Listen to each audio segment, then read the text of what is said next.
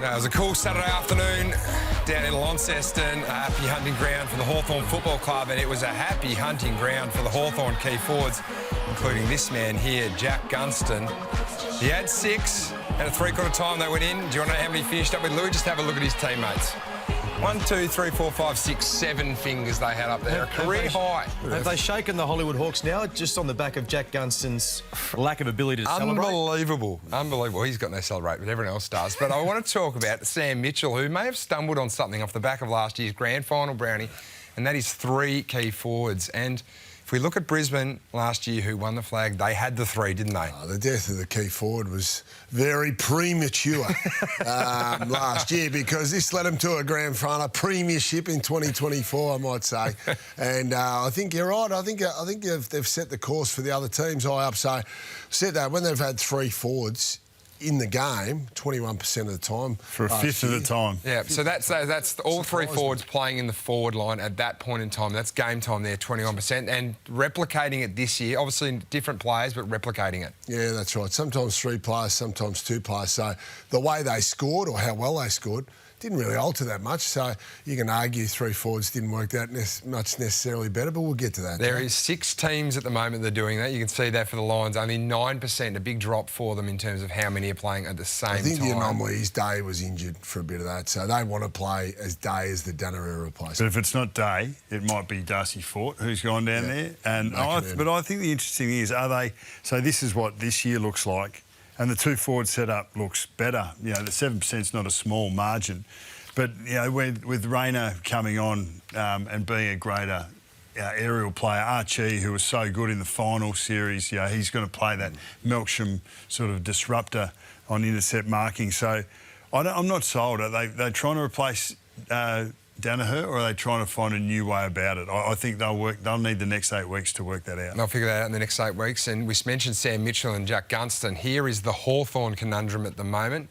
You can see there. So they do it the most. They do it the most. So if it's not Ramsden, we've seen Weddle go there, we've seen Sicily go there, we've seen Barras go there at times. And they've got Mitch Lewis to come back, and Kalshadir potentially as well. So you'd think they potentially could go for the Ramsden spot there. Much better with 2 key forwards though, from their inside 50 score rate. So something for Sam Mitchell to look at. So, but what, can I make a point that you can't?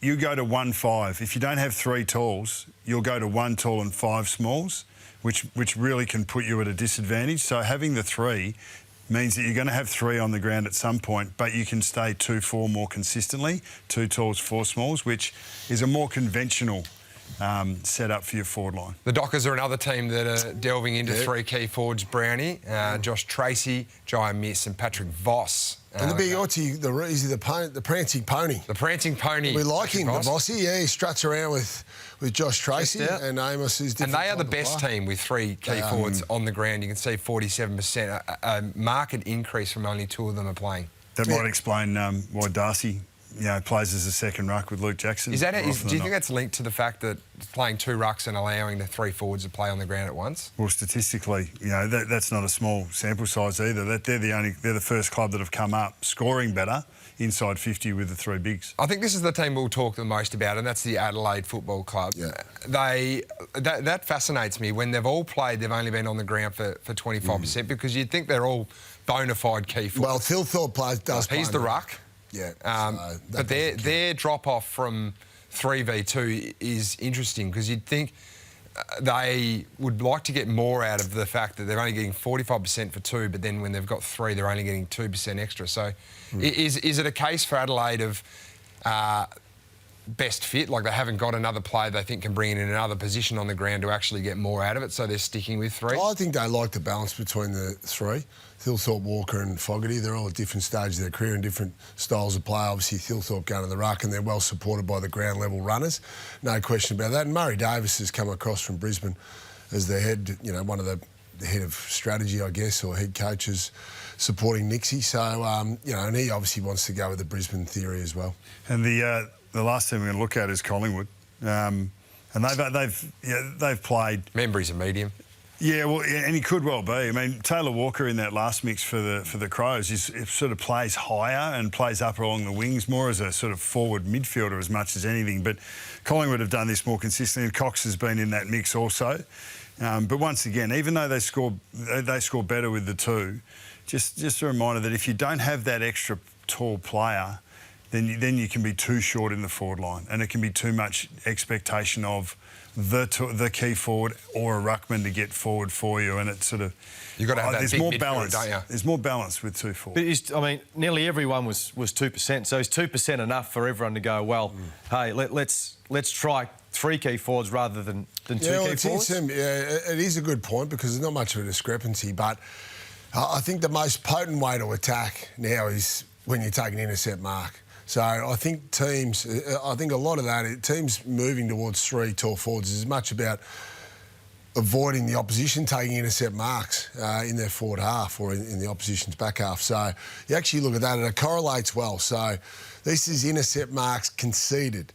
So all those teams are very high except for Brisbane, who Day was out for a lot of the year. So that stacks up really well. You think, that could be part of the theory to go, well, yes, we might necessarily kick more goals, but we'll stop the opposition from taking intercept marks and therefore being able to rebound. It stacks up well, Brownie, but I'm not sure on the narrative of the key forward being a defensive player. I'm not buying it. No, you've got to be at times. Are you two trying to start up a marketing company for key forwards? I'm not buying it. No, and aside, Brownie... What's the number one thing, though, as a key forward? Bring the ball to ground. Bring the ball to ground. We'll taught that since Adam was a boy.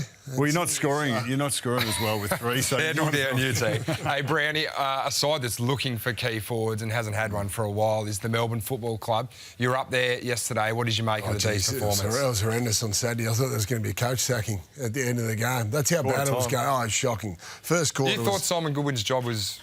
well, if it was going to keep going the way it was, so 5-6 to 1 behind, it was just terrible. And you look at those numbers, 37 points against.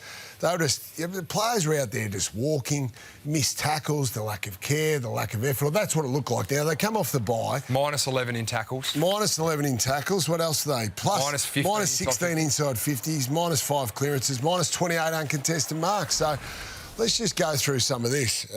Just missed tackles. This is all in the first few minutes of the game. Now, whether you've had heavy training loads, you come off the bye, whatever the excuse is, it's just not good enough. So Langdon drops his head there.